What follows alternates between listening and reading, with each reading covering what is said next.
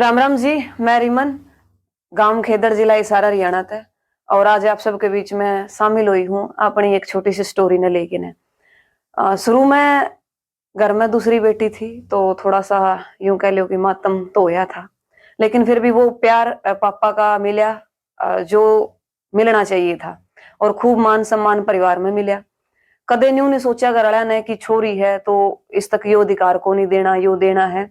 हर एक परिस्थिति से जूझते हुए स्कूली जो स्टार्टिंग का स्कूल है वो प्राइवेट एजुकेशन रही मेरी 8वीं क्लास तक भगत सिंह मॉडल स्कूल गांव खेदड़ में। उसके बाद 9वीं क्लास में सरकारी स्कूल में चले गए और 8वीं क्लास तक थोड़ा सा कविता लिखने का शौक लग गया था। आकाशवाणी रोहतक के माध्यम से आप सबके बीच में रूबरू होते रहे और उस टाइम भी आपका खूब प्यार और सपोर्ट मिला। जड़े भी गए तो लोगों ने न्यू करना शुरू करा, खास करके बड़े बड़े लोगों ने, कि आप वही रिमन हो जो रेडियो पर बोलती हो, आकाशवाणी पर बोलती हो। उसके साथ साथ मंच का भी ऐसा शौक लग गया कि स्टेज एंकर के रूप में उभर के धीरे धीरे शामी आने लगे और पता ही नहीं चला कि कद समाज की उस लाइन में डल गए जिस लाइन तय न्यू हुआ कि जड़ा वो थोड़ा सा गलत हो रहा है और आवाज उठानी चाहिए। लगातार आवाज उठाते उठाते उठाते उठाते 9वीं 10वीं जो है वो गांव के गवर्नमेंट गर्ल्स स्कूल तक करी। उसके बाद हाई स्कूल में आ गए और हाई स्कूल में जो प्रेम प्यार मास्टर का मिला वो एक तरीका तन्यू कह कि पूरी उम्र याद रहने वाला है 11वीं और 12वीं में। और हम कया भी करते कि जो सम्मान पिछले 10 साल में नहीं मिला वो 2 साल में हमने पा लिया। उसके बाद थोड़ा सा न्यू आस पास न्यू होने लग गया था कि हाँ, अगर काम करना है तो इस तरीका से करना है। समाज में चाहे कोई भी गलत काम दिखो उसके खिलाफ आवाज उठानी है। कर ली। फिर उसके बाद में 12वीं कर ली और लगभग हर स्कूल में जो है पढ़ाई में मैं ठीक ठाक सी रही, भगवान की दया है। पोजीशन हमेशा ही ले लिया अपन, चाहे पहली ले हो, दूसरी ले हो, तीसरी ले हो। बोर्ड की क्लास में हमेशा टॉपर रही और बड़ा एक तरीका तन्यू का वहां की बड़ा प्यार परिवार वाले का मिला, स्कूल के मास्टरों का मिला और आसपास के लोगों का मिला। कई बार थोड़ा सा जब समाज में जान लागे ग्रेजुएशन के में तो थोड़ा सा न्यू लग गया कि डिमोटिवेट करने वाले बाहर जाया करते तो बहुत सारे कमेंट कि एक छोरी होके रात बिरात ने बाहर जाके प्रोग्राम करके आना। बहुत सारे एक तरीका तो न्यू कह लो कि नकारात्मक विचार लोग जो थे वो कमेंट और टिप्पणियां के माध्यम तक करने लगे थे। लेकिन उन कमेंट और टिप्पणियां की परवाह जो है वो ना हमने करी और ना अपने परिवार ने करी। तो ठीक ठाक सारा कुछ चलता रहा, क्योंकि वो क्या करे कि बालक का परिवार जो रीड होया करे वो उसका परिवार होया करे। परिवार तय माँ पापा तय भाई बेबे का जो प्यार मिलता रहा तो उसने आगे लेके ने उनका सपोर्ट साथ में रहा। और जो कमेंट बाजी आई थी वो बार की बार सुलट के आप घर तक आंदे रहे। उसके बाद एक जाट आरक्षण चला था तो उसमें थोड़ा सा कूद गए और एक दो मुकदमा वगैरह हो गया। तो मुकदमा हो पाछे जो डर था पुलिस से वो हमारा एक तरीका था न्यू कह लो कि एकदम दबंग तरीका था, हम पुलिस के सामने आने लगे, वो डर हमारा मिट सा गया। उसके साथ साथ जाट आरक्षण के 2-4 मुकदमे हुए जो अभी पीछे किसान आंदोलन में आके न खत्म हुए थे। लेकिन एक तरीका तो यूं कहा कि फिर एमए करी, जेबीटी करी। उसके बाद जेबीटी में मैं कॉलेज टॉपर रही और कॉलेज की बेस्ट एथलीट चुनी गई और मेरिट लेकर के मैंने उस एक तरीके से जेबीटी को मैंने कवर किया, सीटेट वगैरह क्लियर किए। उसके बाद मैंने एमए हिंदी से की। फिर थोड़ा सा ये लगा कि जितनी पढ़ाई करोगे उतना कम है। उसके बाद हमने एमए मैंने जो है एमए वो हिंदी तक करी कुरुक्षेत्र यूनिवर्सिटी तक। उसके बाद फिलहाल मैं मास कॉम पढ़ाई में करने लग रही हूँ। और पढ़ाई ये नहीं है कि पढ़ाई अपने बीच में द्वंद्व बना है। पढ़ाई अपन और तरीका तो नहीं कह लो कि जब तक आपकी पढ़ाई का कोई फायदा नहीं है, जब तक आप उन सारी चीजें ने लेके न अंधे बने रहोगे जो समाज में गलत होने लग रहा है।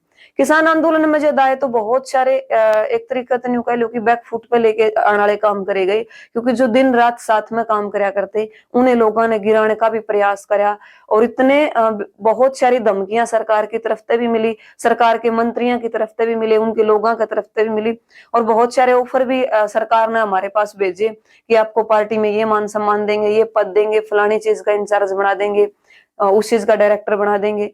तो उन सारे लोभ लालच ने छोड़ के ने तो किसानी जो लड़ाई थी वो हमने लड़ी।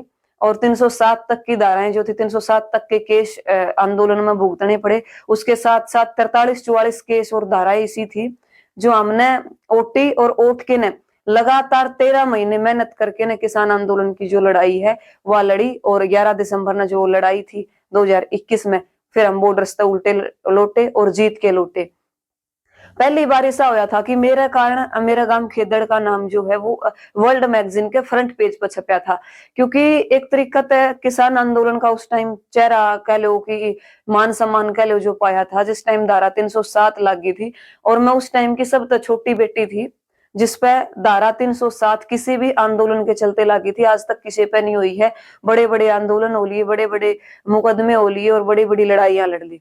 तो इंडियन एक्सप्रेस ने भी जो इंटरव्यू छापया और बड़ा वायरल उस टाइम पे होया। एक तरीका तो यूं कह लो कि जो नेम और फेम जो है वो था तो पहले भी, लेकिन उस टाइम पर आके जो लोगों का प्यार आशीर्वाद उन सर पे आदर एक बहुत बड़ी पंचायत हिसार के अंदर की गई, जिस तरह एक बहुत बड़ी जीत जो थी वो हमने हासिल हुई।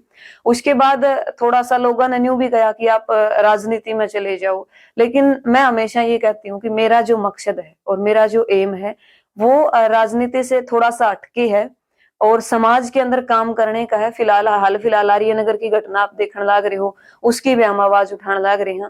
उससे पहले गांव खेदड़ में कदे भी कोई बेटी सरपंच नहीं बनी थी, तो हमने किसी बेटी ने फार्म भरवाया और फार्म भरवा के ने हमने वह बेटी उसके साथ में ला के ने गांव खेदड़ में बड़ी एक तरीके से इतिहास, हिस्ट्री और मिस्ट्री दोनों रचने का काम कराया और एक बेटी को सरपंच बनाया।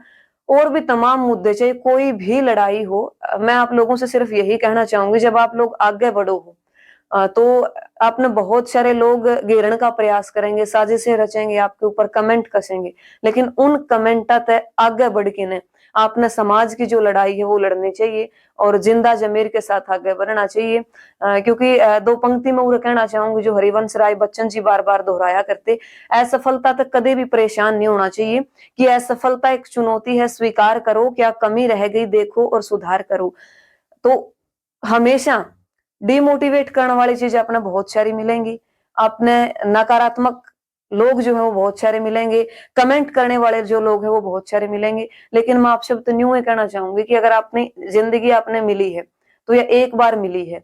समाज में जाके न न्यू देखो कि के सही होने लग रहा है और के गलत होने लग रहा है। अगर आप पढ़े लिखे हो तो उस पढ़ाई का प्रयोग करके न आपने सोचना चाहिए कि समाज के बीच में आके वो तमाम मुद्दे उठाने चाहिए जो आपने गलत लागे, क्योंकि आपकी पढ़ाई का तब तक कविताओं के माध्यम से बहुत सारे, किसान आंदोलन का पहला केस जब पिपली कांड में होया था तो एक कविता के माध्यम से मेरे ऊपर होया था, क्योंकि हमेशा ही ये रहा कि अगर कोई भी लेखक या कोई भी पत्रकार कुछ भी लिखता है तो उसके ऊपर हमेशा केस होते आए, मुकदमे होते आए, उनको दबाने का प्रयास किया जाता है। तो उनसे ना दब करके मैं जो अपनी लाइन थी उसको आगे बढ़ाती गई और किसान आंदोलन में एक तरीके से मैं यूं कहूं कि जबरदस्त तरीके से जब हम कूद गए, जब मुकदमे वगैरह शुरू होने हुए, क्योंकि पहले हम पीछे रह करके काम कर रहे थे समाज के लिए, लेकिन एक फ्रंट लाइन में आके ना काम करने का मौका मिला और एक तरीके से यूं कह लो कि अपने 58 गांव का नेतृत्व, पूरे हिसार जिला का नेतृत्व करने का जो सौभाग्य था वो अपन ने मिला। और एक किसान की बेटी होने के नाते जो लड़ाई है वो मैंने लड़ी।